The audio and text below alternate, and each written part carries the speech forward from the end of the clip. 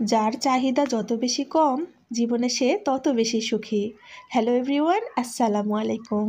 সকালবেলা ঘুম থেকে উঠেই এক কাপ চা বানিয়ে নিয়েছি। আর চা নিয়ে এখন একটু রোদ্রে যাব। অনেক বেশি ঠান্ডা লাগতেছে। ভাবতেছি আগে এক কাপ চা একটু রোদ্রে দাঁড়িয়ে খাই, আর সঙ্গে নিজের শরীরে একটু ভিটামিন ডি নিই। আর ভিটামিন ডি কিন্তু সব ভিটামিনের রাজা। ভিটামিন ডি শরীরে না থাকলে শরীর কিন্তু খুব ব্যথা করে। তো চা খেয়ে দিয়ে এদিকে শেষ না করতে করতেই চলে এসেছে আমার বাবাইটা। বল হাতে নিয়েই চলে এসেছে, মিমি মিমি চলো একটু আমরা বল খেলি। তো ভাবলাম যে সকালে চা খাওয়া হয়েছে, একটু এক্সারসাইজও হয়ে যাক আমার বাবাইটার সঙ্গে। আর তারপর আমি নাস্তার জন্য শুরু করে দিলাম প্রিপারেশান। এখানে আমি ডিম পোস্ট করে নিচ্ছিলাম। আসলে আমার কাছে মনে হয় ডিম পোস্ট দিয়ে রুটি খেতে অনেক বেশি ভালো লাগে। তবে কিনা এই ডিমটা পোস্ট করতেছি আমার কলিজা মাটার জন্য।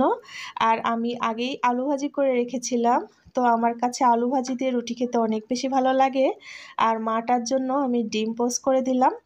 আর এখন আমি গরম গরম রুটি আর আলু ভাজি খাচ্ছি। আসলে ঘুম থেকে উঠেই মনে হয় এক কাপ চা খেলে শরীরটা বেশ ঝরঝরে হয়। আর পরে সব কাজ করার এনার্জি খুব ভালোভাবে পাওয়া যায়। আর সব কাজবাজ সেরে তারপরে নাস্তা খেতে বসলে বেশ রিল্যাক্সে একটু নাস্তা খেতেও ভালো লাগে। আর সব কাজবাজ যদি জমা লেগে থাকে তখন কিন্তু নাস্তা খেতে একদমই ইচ্ছে করে না। আর আলু ভাজি দিয়ে রুটি খেতে কে কে পছন্দ করেন? তো নাস্তা পানি খাওয়ার পরে কিন্তু আমি একদম রান্নার প্রিপারেশনে চলে এসেছি। কারণ আজকে আমি আলু ঘাঁটি রান্না করব। বাসায় তেমন মাছ মাংস তেমন কিছুই ছিল না। ফ্রিজ খুলে দেখলাম যে একটা রুই মাছের মাথা আর একটা বড় সাইজের রুই মাছের টুকরো ছিল।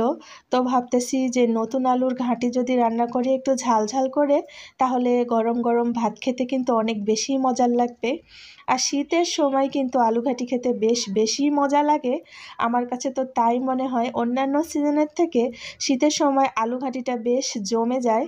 আসলে রৌদ্রের মধ্যে আগে ছোটোবেলায় গরম গরম ভাতের সঙ্গে যদি আলু ঘাঁটি থাকতো, তাহলে সেটা মাদুর বিছিয়ে রৌদ্রে বসে বসে খেতে অমৃত লাগতো। তো সেই দিন তো আর নেই আগের মতো। তবুও মনে হয় যেন একটু ঝাল ঝাল করে এই আলু ঘাঁটি করলে খুব বেশি ভালো লাগবে। আর আলু ঘাঁটাটা যদি থেকে যায়, পরের দিন সেটা গরম করে পরোটা বা রুটি বানিয়ে খেতে কিন্তু আরও বেশি মজার লাগে।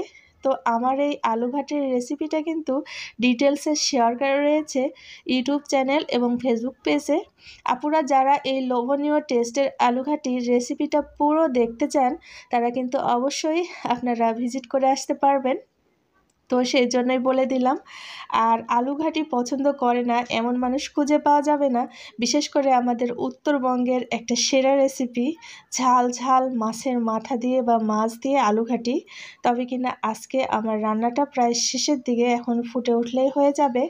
আর এদিকে আমি গরম ভাতও উঠিয়ে দিয়েছি। এই গরম ভাতের সঙ্গে কেমন লাগবে বলুন তো? আপনারা অবশ্যই কমেন্ট করবেন যে গরম গরম ভাতের সঙ্গে আলু ঘাঁটি দিয়ে খেতে কতটা মজার লাগবে। রেডি হয়ে গিয়েছে ভাত, আর এখন চুলা বন্ধ করে দিয়েছি। আর এ পর্যন্ত যারা যারা আমার ভিডিওটার সঙ্গেই ছিলেন, সবাইকে অনেক অনেক ধন্যবাদ। আর এদিকে কয়েক রকমের সবজি দিয়ে শুটকি দিয়ে আমি একটা নিরামিষ তৈরি করতেছি, যেটা কিনা খেতে অসম্ভব মজার লাগে, বা সবজির তরকারি। এই তরকারি দিয়েও কিন্তু গরম ভাত খেতে অসম্ভব ভালো লাগে। আমার চ্যানেলে নতুন হয়ে থাকলে সাবস্ক্রাইব করে দেবেন প্লিজ প্লিজ প্লিজ। আর ফেসবুক পেজ থেকে দেখলে অবশ্যই ফলো করবেন। ভালো থাকবেন সবাই, আল্লাহ হাফিজ।